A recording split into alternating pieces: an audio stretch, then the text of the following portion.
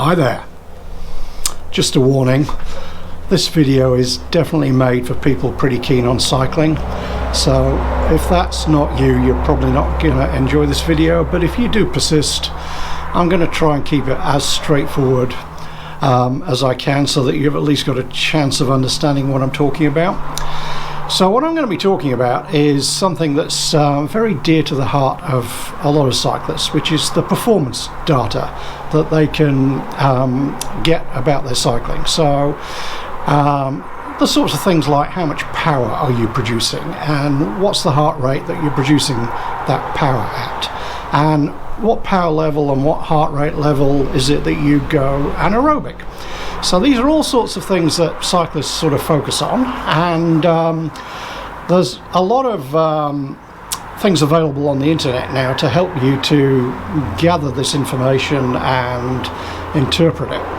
And one thing that's got really popular over the last 2 or 3 years is an app called Zwift, and this is an app that controls your indoor trainer that's attached to your bike.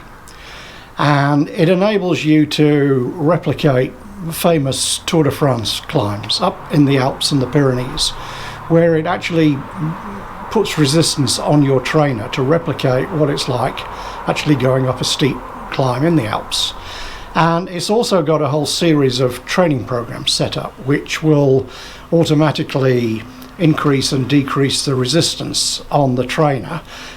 So you just pedal along for half an hour on a prescribed training session, and the Zwift app and the trainer will work together to increase and reduce that resistance for you without you having to worry about it. So it's become really popular, and to be fair, it's a really good app. I enjoy using it, but for some time I'd been doubting the performance numbers that I was getting from Zwift. And associated with that, on my Garmin watch, that was also giving me some associated performance data that I just couldn't believe it. So let's try and just put a little bit of context around why it is that I had got this concern over the data that was coming out. So probably about a year ago, I did do a little bit of cycling indoors, and I was using a pretty expensive bike trainer that I had in New Zealand, and it was telling me that my functional threshold power was 207 watts. So what that basically means is if I cycled full on for 60 minutes, in principle I should be able to average a power output of 207 watts. Now, for any cyclists out there, given that I'm 90 kg, maybe a little bit more, 207 watts is not that great. I mean, it's a power to weight ratio of about 2.5 watts per kilo. Most of the top cyclists are probably nearer 5 to 6 watts per kilo in terms of their functional threshold power, so I'm definitely way off being a professional cyclist, that's for sure. Having moved to Melbourne and got stuck in the lockdown and becoming a bit of a couch potato, I decided I really needed to get cycling again. So my expensive trainer was still stuck in Auckland, so I went out and bought a less expensive trainer. But it's still what they call a smart trainer. So it's still got this ability to connect up to these apps like Zwift and measure the resistance and increase and decrease the resistance. So in that sense, still a pretty good trainer. And initially what I did was I set my power, functional threshold power, at 207 watts. And what that does is the trainer then uses that when it's determining how much resistance to put on when you're doing an interval workout, for example. And what I was finding was I wasn't actually getting pushed as much through these interval sessions as I expected to be, which was sort of indicating to me that 207 watts wasn't the right level for me. It was too low. And in addition to that, when I actually did some of the rides on Zwift, what it did was it worked out what it believed my functional threshold power was based on how much power I was putting out over, say, a 20-minute session. And as a result of that, my functional threshold power started to inexorably increase. And I've got some screenshots that I'll put on now and talk you through them. So started off at 207 watts, stayed there for a little while, but then it started to increase. And 7th of November, I was already at 250 watts, and it pushed me to 258 watts. 4 days later, it pushed me from 258 to 269. And another 3 days later, it pushed me from 269 to 284. 9 days later, it pushed me from 284 to 294. And then by the middle of December, it had pushed me up to 311 watts. Now, 311 watts to me didn't make sense. When I was probably at my best in terms of my cycling, which was 2008, early 2009, I was producing at my threshold about 230 watts, and that had been calculated in a sports lab with me on a bike, measuring my heart rate, measuring my power output, and taking blood samples to check at what point I went anaerobic. So it was a pretty accurate measure. So there we were at 230 watts in 2008, 2009, when I was going out for 4 and 5 hour rides at the weekend, and I would be doing quite hard rides during the week, including some nights when I'd be going out and doing hill intervals. I'd climb up a steep hill, I'd turn around, go to the bottom, turn around again, and come back up the hill again, and I'd do that 8-10 times in an evening. So, you know, I was working pretty hard. So it didn't make sense to me that based on my 4 hours a week of doing Zwift work here in Melbourne, that I'd got up to 311 watts. But anyway, that's what the numbers were telling me. And in addition to that, the Garmin watch was taking that data and using that to convert and come up with a VO2 max number. So VO2 max is a representation of how much oxygen your body is capable of taking in through your lungs, putting into your bloodstream, and transferring to your muscles. So the higher the VO2 max, in principle, the more blood is getting to your muscles, which means the more work and more power you can produce. So again, back in 2008-9, I'd had a proper VO2 lab test with a full mask on, and that had come out at 54, which was pretty good for somebody of my age and the amount of cycling that I did. So again, let's just look at some screenshots that I've got of my VO2 max and how it progressed. So 20th of November is when I've got a first screenshot, and my Garmin had me at 48. On the 25th of November, it then pushed me up to 52. And by the middle of December, to match that 311 watts of functional threshold power, I had a VO2 max of 58. I actually haven't got a screenshot of that, but you can see it on the chart on the screen now. So 58 just did not make sense to me. Let's now fast forward through to 31st of December 2021, about 3 weeks ago. So we were at a caravan site in the Victorian High Country, and I found out that starting from where the caravan site was, there was a climb up to a ski resort called Lakes Entrance. And this is one of the 7 sort of iconic climbs within Victoria. And it's a pretty long, hard climb. So you climb for about altitude gain of about 900 meters over 20 kilometers. So I thought, okay, this is going to be a great test of just how fit I am. And the reason I knew it would be a great test is because I had still got the records of when I'd climbed up Mont Ventoux, which is one of the iconic Tour de France climbs.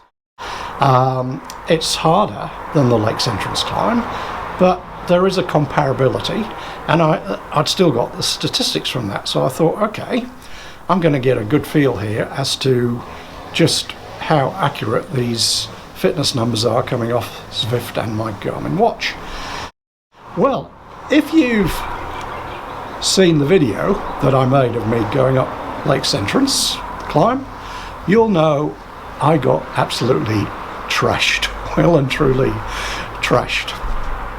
So what that did was confirm for me what I had suspected, which was the numbers coming off Zwift and Garmin were just not accurate at all. So let's just put up some screenshots now of the recordings of my climb up Ventoux and my Lakes Entrance climb, just so that I can illustrate the comparability and how what it's doing is revealing that I'm nowhere near as fit as I was when I did the Ventoux climb. So what we've got on the screen now is the overall stats, performance stats from my Ventoux climb. So the key thing here is, because I didn't stop the recording at the point that I got to the summit, it's recording the whole ride, including dropping down the other side and eventually getting back to my start point in bed one. But what is important is you can see on the screen the date of when I did this ride. So this was in September 2010. So, you know, that's quite a long time ago. So at that point I was just coming up to my 53rd birthday. So now I'm 64. So clearly there's going to be a performance impact, all other things being equal, from the fact that 11 or 12 years have expired since I did that Ventoux climb. But what you can see from the chart I'm putting on the screen now and the next one is you can see how I actually performed up that climb. And what I've done is I've sort of illustrated on the screenshot the section of the recording which reflects the climb. And what you can see is it's a pretty steady climb all the way up for 21 kilometers. It's about 8.5% on average. The first section is a bit less than that. Once you get beyond about the 5 or 6 kilometer mark, it really drops below 10%. So it's a hard climb. And it took me 2 hours 25 minutes to get to the top, and for most of that time I was managing to hold my heart rate at about 160 beats per minute. But what you can see is the final section getting up to the top, when obviously I was getting tired and altitude was having an effect at that point. My heart rate climbed above that 160 level. Now 160 is quite important for me because back then that was the point at which I was going anaerobic. So if I'd gone at 170, for example, in the early part of the climb, I wouldn't have finished it because I wouldn't have been able to keep that up for 2 hours 25. So I managed to keep it at the 160, and in doing so that meant that my speed was pretty low, and you can see from the chart that my average speed for most of the climb was about 8 kilometers an hour. Okay, so that was the Ventoux climb. Now let's have a look at the climb up to Lakes Entrance Ski Resort. So again, just remember I'm 64 now, and I'm not as fit because I'm not doing the amount of training that I was doing back then. 2010 when I did Ventoux, I wasn't at the peak of my fitness, so I probably weighed about 88 kgs, and I wasn't doing as much work as I was when I was back at my best back in 2008, 2009, but I was still fitter than I am now.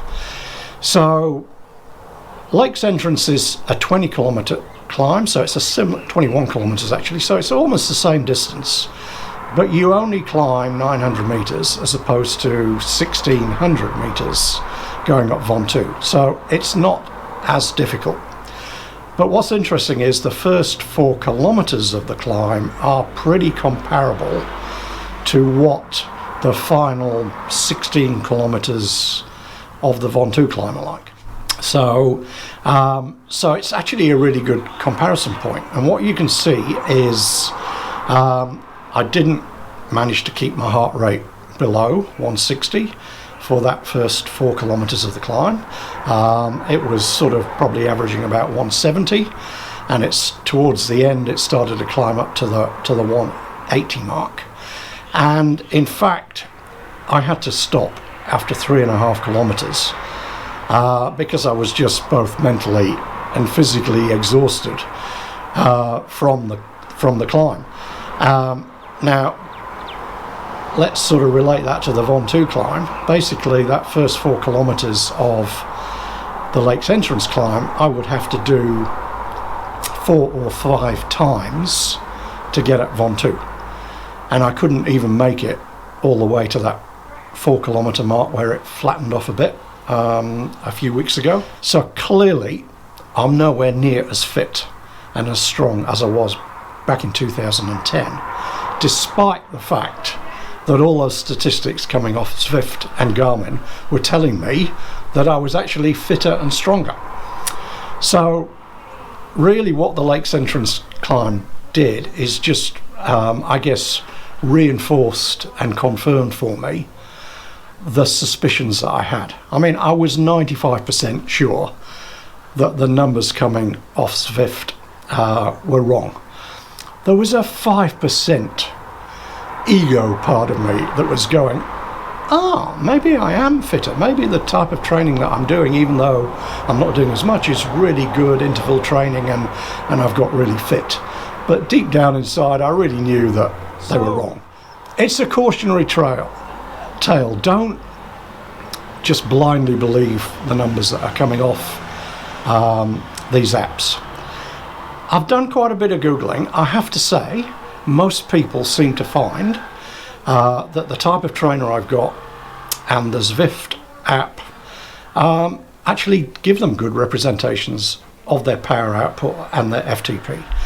So what's going wrong with mine? I mean, I've done the calibration. I calibrate it quite frequently, so I don't believe that's the issue.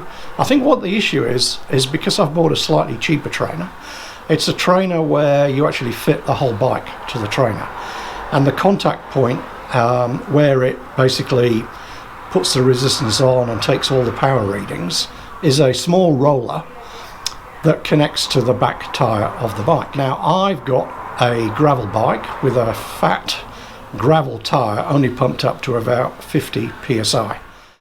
I think these trainers are designed for slimmer wheeled racing wheels that are probably at 100 to 110 psi. And all I can think is the fact that I've got this fat tyre with a lower pressure on is screwing up the readings. I can't find anything to confirm that online, but that's the only thing that I can put this down to, and really all I can do is wait until at some point I can manage to get my stuff over from Auckland and I can get my other trainer over, which is a trainer where you directly connect the chain to the trainer. It's not by the wheel, and it should give a more accurate reading. And I think when I do that, I'm going to find that my FTP and my VO2 max plummet. So yeah, it's not an issue for me. When I do my workouts, because it's calibrated or because it's produced this high FTP number, it's giving me a good workout, so I'm fine with that. I've just got to make sure that I don't believe the numbers coming off, and I don't think that I'm a rider that's producing over 300 watts at my FTP, and I don't believe I'm a rider that can get up Alpe d'Huez in an hour and 5 minutes, because when I did Alpe d'Huez the other day, it was an hour and 5 minutes. If I'd gone a little bit harder to begin with, I probably could have cracked the 1 hour mark, which is, that's a really good result for a cyclist getting up Alpe d'Huez. no way could I do that. The only reason I'm anywhere near it is because Zwift is thinking that I'm putting out more power than I actually am. So look, I'm okay with it, but it's just a bit of a tale in terms of make sure that you go with your instinct.